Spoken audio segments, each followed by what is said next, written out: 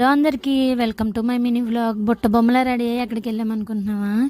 ఈ ఫంక్షన్లో ఏమో కానండి చచ్చిపోతున్నామండి బాబు. ఈ ఎండకి బస్ కోసం వెయిట్ చేస్తున్నాము. ఫ్రీ బస్ అంటే ఎలా ఉంటుందో తెలిసిందే కదా, ఫుల్ రష్, అసలు ఖాళీ లేదు ఎక్కడను. ఇంకా అలా చాలా టైం పడేసింది వెళ్ళేసరికి. మధ్యలోని ఇక్కడ ఫిష్ పట్టి తెచ్చారనమాట. సో అది చూస్తున్నారు ఇంకా అందరూ. వీడియో తీసాను అది కూడాను. నా బంగారు తల్లి పాదాలు ఎలా ఉన్నాయో చెప్పేయండి. మేము దిగేసరికి మా తమ్ముడు వచ్చాడు మమ్మల్ని తీసుకెళ్ళడానికి.